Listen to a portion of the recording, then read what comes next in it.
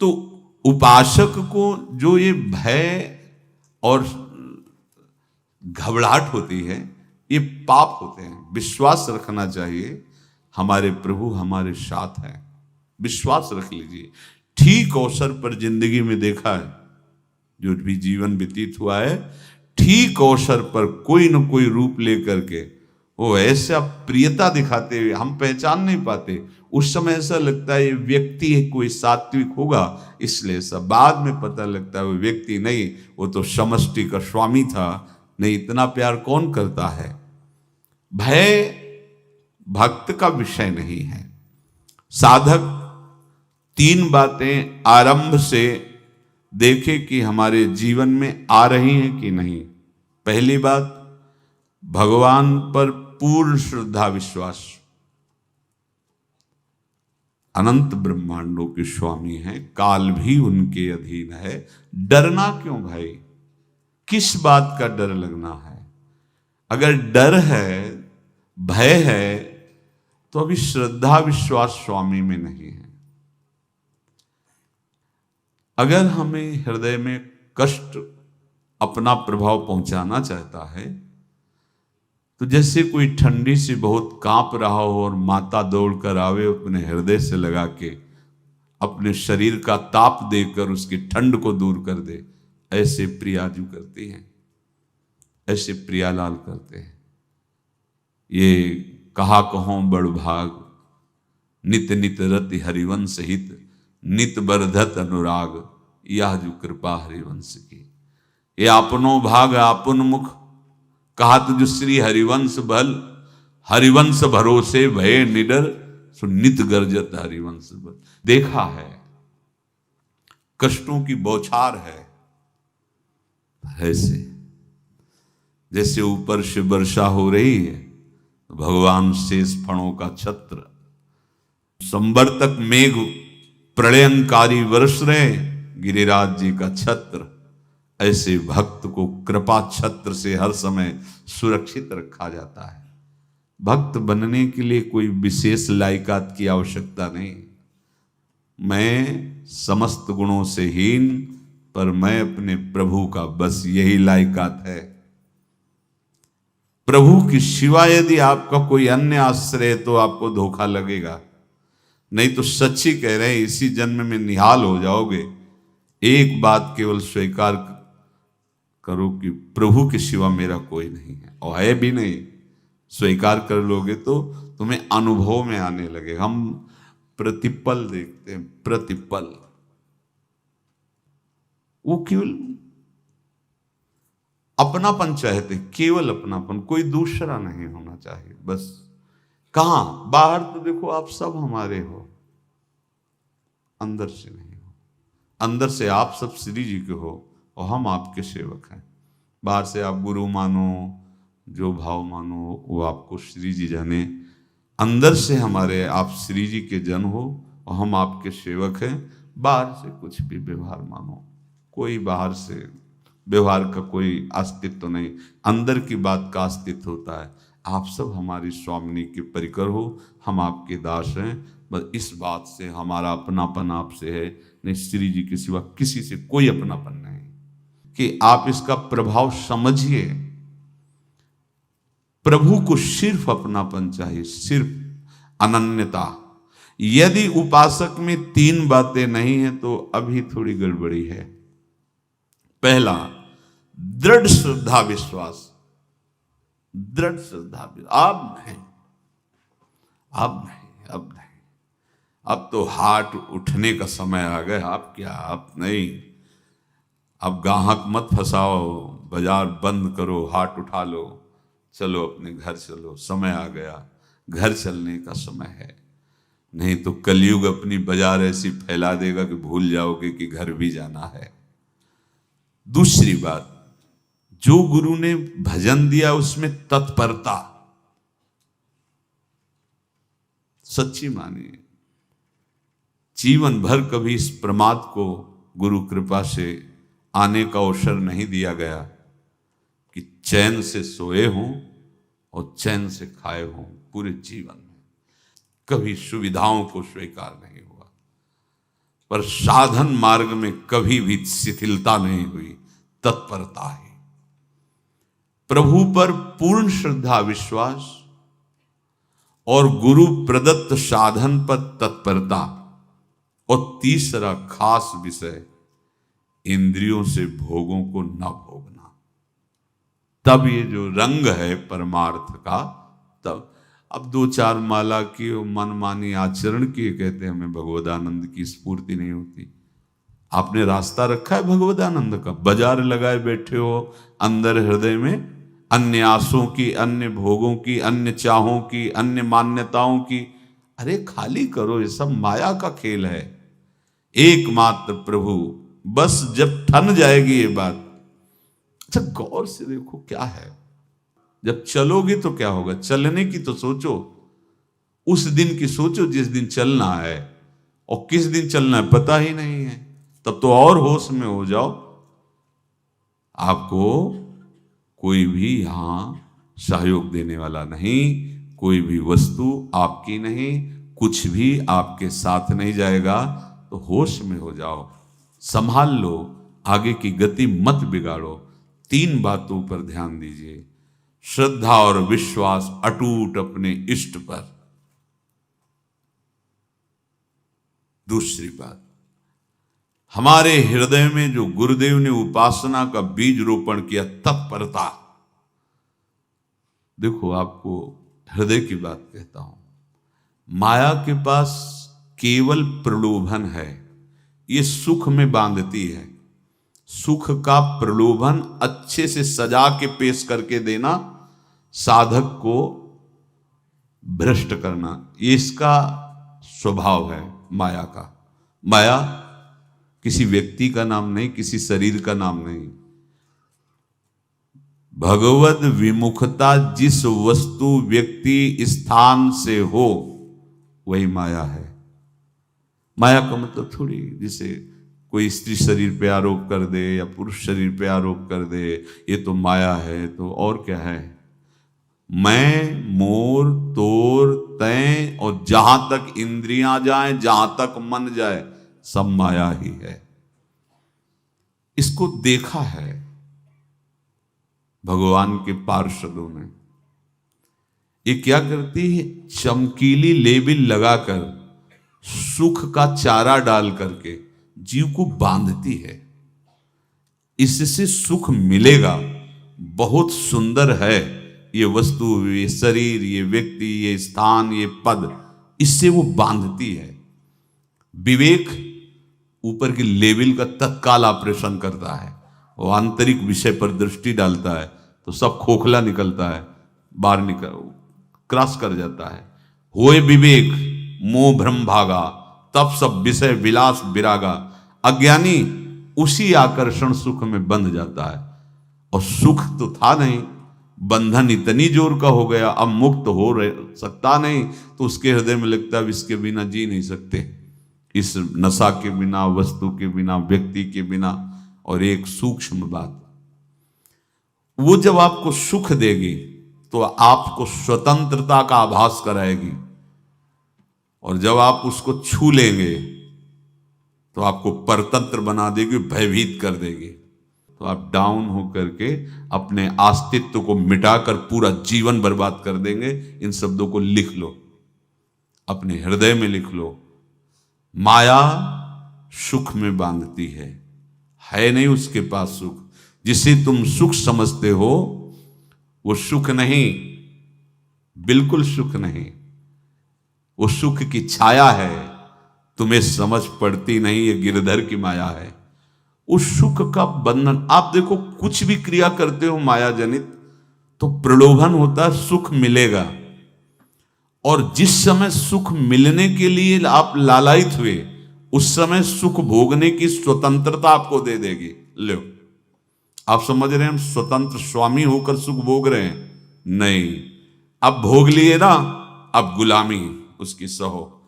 अब तुम्हें वैराग्य हो रहा कि मैं नहीं भोगूंगा, तो उसकी दृष्टि बदलेगी। समझ रहे हो? अब आप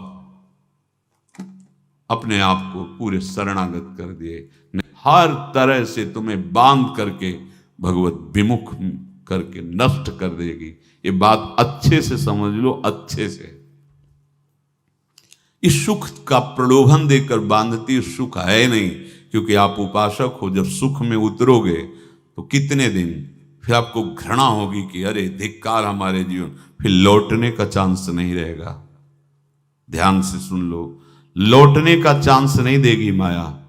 तुम्हारी ऐसी आंतरिक कमजोरी हो जाएगी, ऐसी वृत्तियां कमजोर हो जाएंगी कि तुम उस माया के इशारे पर नाचोगे, उसके विपरीत तुम बोलने की भी ताकत नहीं रख सकते। मान लीजिए, विषय चुगा जिन चुगे, कछुक चुगत सुख होए, फिर जो फांसी ऐसी लगे ते सम दुख न को। ये अनुभवी महापुरुष रसिक शेखर श्री ध्रुवदास जी महाराज कह रहे हैं। तो तीसरी बात का संयतेंद्रिय, दृढ़ श्रद्धा विश्वास भगवान पर, गुरु प्रदत्त प्रबल साधना में तत्परता, और इंद्रियों की गुलामी कभी स्वीकार न करना। जीवन में ध्यान रखा जाए, केवल प्राण पोषण शरीर के निर्वाह के लिए जो निरपेक्ष भाव से मिले उसे स्वीकार करो, अन्यथा ये प्रलोभन सुख का देकर माया तुम्हें बांध लेगी और फिर तुम्हें अधीन कर लेगी। कितने ऐसे मार्ग में उत्साहित होकर चलते हैं, पर गुरु कृपा पात्र ना होने के कारण, चतुर खिलाड़ी ना होने के कारण वो प्रलोभन में फंस जाते हो। फंस गए तो फिर मछली का कांटा जानते हो, ऐसे अब वो चाहे जितना हिले डुले वो कांटा नहीं निकल सकता, अब तो उसको मरना ही पड़ेगा।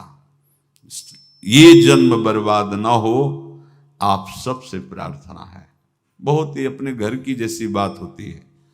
इसका कार्य है माया का सुख में बांधना, सुख के प्रलोभन से, और आपको सुख भोगने के लिए स्वतंत्रता देना। आप उस स्वतंत्रता से सुख भोगे कि न जाने कितने जन्मों की परतंत्रता तुमने स्वीकार कर ली। अगर इस रहस्य को जान जाओगे तो डरोगे। यही डरे डर हरिवंश हित। श्वास जैसे मनुष्य स्वाभाविक लेता है, खाते पीते सोते चलते उठते बैठते बात करते हंसते, सब अवस्थाओं में आप श्वास नहीं लेते, स्वाभाविक आ जा रही है। ऐसे ही श्वास प्रश्वास अपने आराध्य देव के स्मरण का अभ्यास बना लो। अभ्यास योग युक्तेन चेतसा नान्यगामिना। और जैसे तनिक भी श्वास रुकी तो घबराहट, बेचैनी, परेशानी आ जाती है, ऐसे ही श्वास प्रश्वास यदि नाम से खाली जाने लगे तो घबराहट, परेशानी, जलन पैदा होनी चाहिए। तब आप उपासक माने जाएंगे। क्या ऐसा हो रहा है?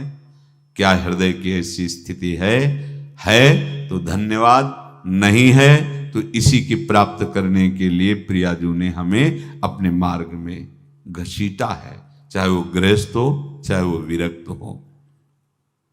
यदि श्वास प्रश्वास में नाम न हुआ तो तुम्हें घबराहट होनी चाहिए। भूरी सखी जी कहते हैं कि मेरे जी में बड़ी घबराहट होती है, ऐसे वो जी घबरात। भूरी सखी जी कह रहे हैं, श्वास नाम दो बिलक चलत है, इनको भेद न मोको भावे।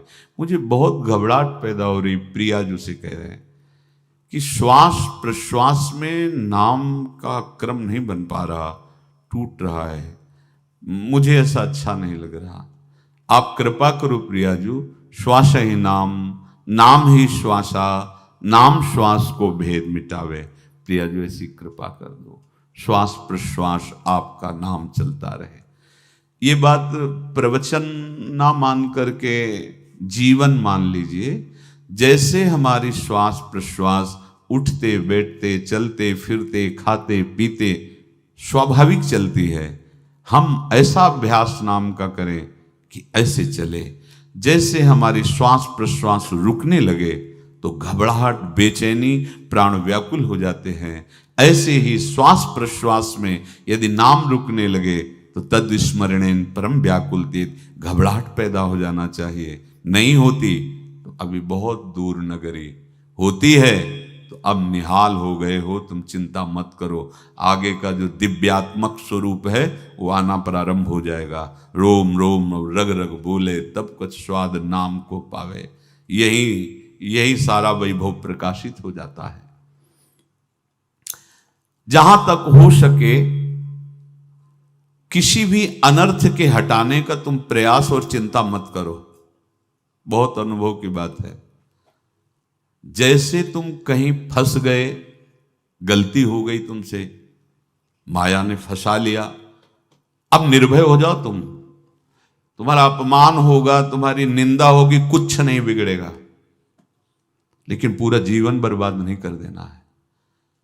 प्रभु के भरोसे हो जाओ कि यदि आपको अपमान और निंदा करवानी तो करवाओ, पर अब लो नसानी अब ना न सही हो। मैंने समझ गया, अब आगे बढ़ूंगा, नहीं रुकूंगा, कुछ भी हो जाए, प्राण चले जाए, सभा में अपमान हो जाए, तो भी मैं अब रुकने वाला नहीं। समझ रहे? प्राप्त अनर्थ की निवृत्ति की चिंता में नहीं रहना तुम्हें।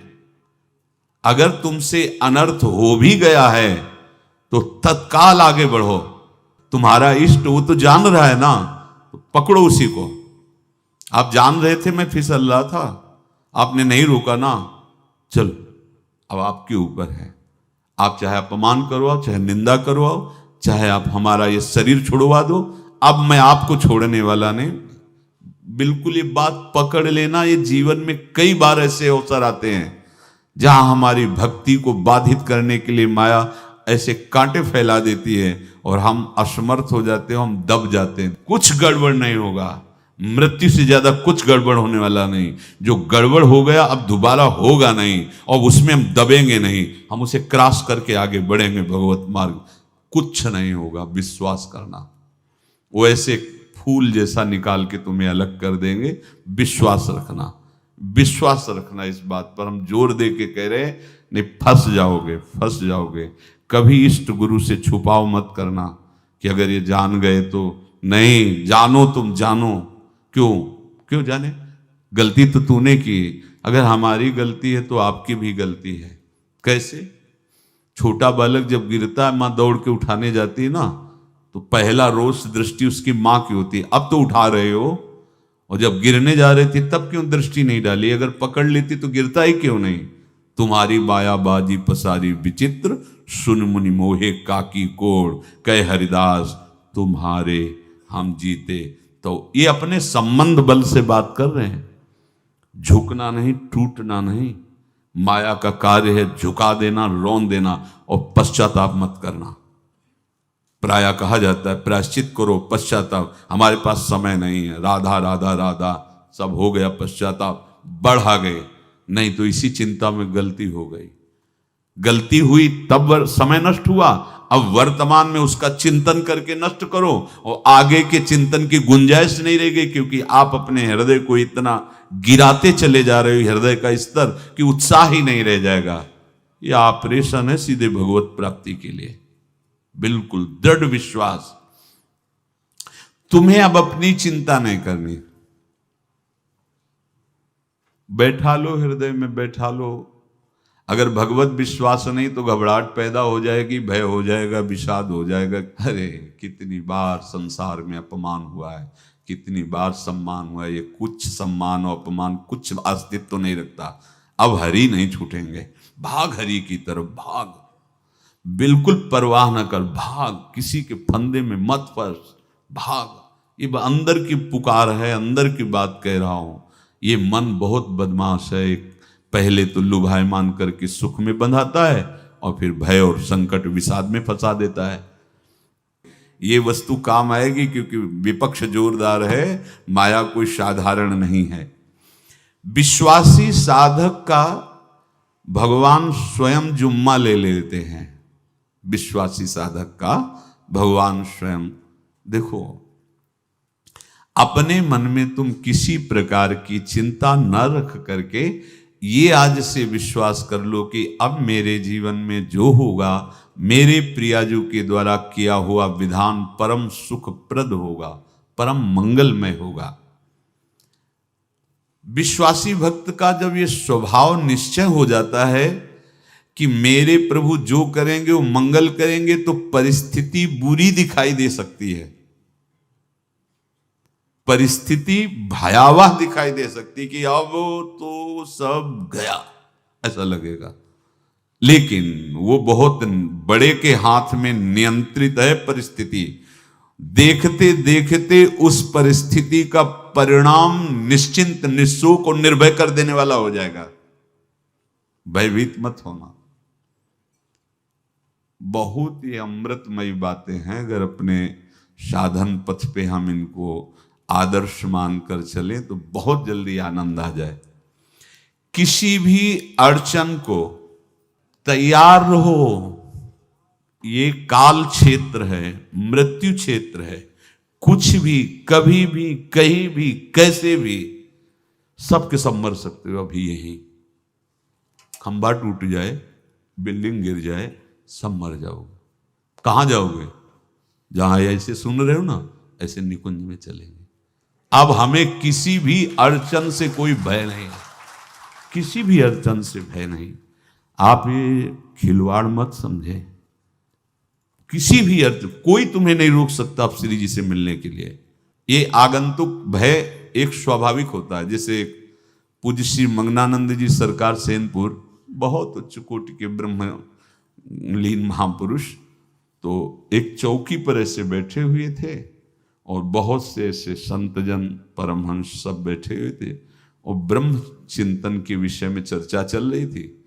तो एक संत आगंतुक आए ऐसे गंगा किनारे। तो उस समय स्वामी जी कह रहे थे मंगनानंद जी कि एक होता है विचार भय, वो संतों में कभी नहीं होता है, और एक होता है तात्कालिक भय, वो सबको व्याप्त हो जाता है। तो उन्होंने कहा कि स्वामी जी, वैसे हम आपका आदर करते, लेकिन इस बात पर हमारा मतलब मन नहीं बैठ पा रहा है कि जो ब्रह्म स्वरूप को जान गया उसको विचार भय तो होगा ही नहीं, लेकिन स्वाभाविक भय कैसा हो सकता है? तो सिद्ध पुरुष थे। उनका स्वामी जी बैठो, प्रसंग पूरा होने के बाद फिर आपका उत्तर हो जाएगा। ऐसे चौकी लगाई, बैठे, और बैठे थे बट वृक्ष के नीचे। तो एक जैसे बाज है, गीद पक्षी है, उस समय तो वो संध्या का समय था, आके ऐसे जे ही बैठा तो खरबर खरबर वो डाल, तो महाराज चौकी के नीचे हो गए, जो गंगा किनारे से आए थे ना। तो कहा स्वामी जी, ये विचार भय है या स्वाभाविक भय है, या आपको ब्रह्म चिंतन या ब्रह्म बोध नहीं? तो हंस दिए, बोले उत्तर मिल गया। ये स्वाभाविक, जैसे अभी बंदर चीख दे तो सब घबरा जाओगे ना, विचार भय नहीं है ये आगंतुक स्वाभाविक भय। भय विचार भय कि अब जो है ऐसा होगा, ऐसा हो सकता है, नहीं नहीं। वही प्रसंग चल रहा है, भगवान प्रमाण देते चले जा रहे हैं। देखो, कोई भी भय, कोई भी अड़चन अब तुम्हारा अमंगल नहीं कर सकती, पक्का मान लीजिए। डरो मत। देखो, इसमें इसीलिए प्राणों की बाजी लगा के, अब हमारे प्राण नहीं हैं, हमारे प्राण प्राणनाथ को समर्पित हैं। मेरे प्राणनाथ श्री श्यामा, तो क्यों भय करें? तो हम ये सब कर किसके लिए रहे? श्यामा जी के पास पहुंचने के लिए। श्यामा जी के पास पहुंच गए, हमें श्यामा जी के पास जाना है। ये बिल्कुल छोटी मोटी बातें, अंदर ये जो सांसारिकता है, इसका त्याग करो। आप इस बात को समझो। गुरु गोविंद सिंह, लाखों की समाज बैठी हुई थी।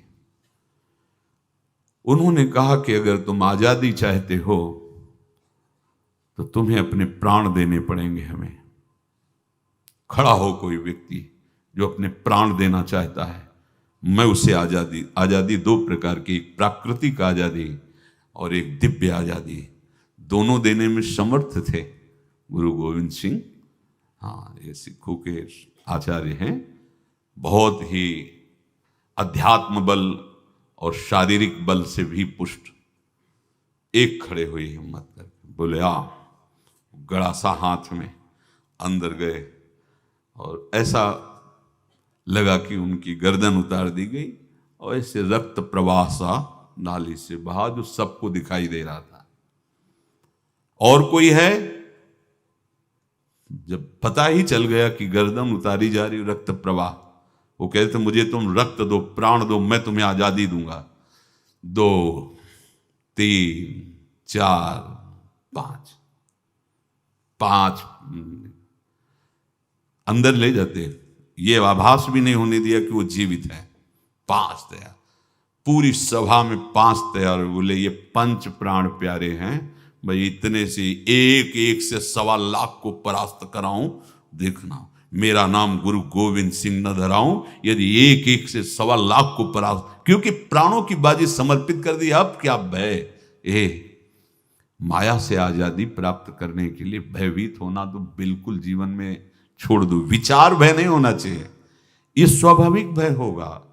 अभी कोई ऐसी आवाज आ जाए, वो ऐसे स्वाभाविक होता है, उस पर तर्क वितर्क नहीं किया जाता। विचार भय नहीं होना चाहिए।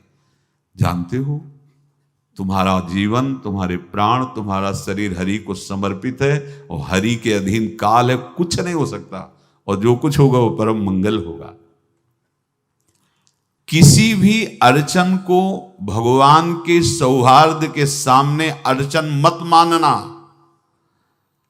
हम अगर अर्चन को दूर करने का प्रयास करेंगे तो अर्चन हमें फंसा लेगी, अर्चन। और यदि भगवान पे विश्वास कर लिए तो वही अर्चन अर्चन बन जाएगी, उपासना बन जाएगी। मान लीजिए बात, मान लीजिए आप लोग तो गृहस्थ में देखा होगा, हमने देखा है, बच्चा गिरा, रोने लगा, माँ उठाने आई, छाती से लगाया, वो माँ के थप्पड़ मार रहा है। यद्यपि वो कुछ जानता नहीं, पर भाव जब उसके देखे, बलिहार है इस वात्सल्य की, बलिहार है, ये माँ को मार के कह रहा है, थप्पड़ मार के, अब तू छाती से लगा रही, जब गिरा और चोट लगी तब तू कहाँ थी, क्यों ले उठाया, ये अधिकार। हरि वो तो अल्पज्ञ माँ है, पर हम तो सर्वज्ञ हरि के वात्सल्य में डूबे हुए हैं। हमको तो भय बिल्कुल नहीं होना चाहिए।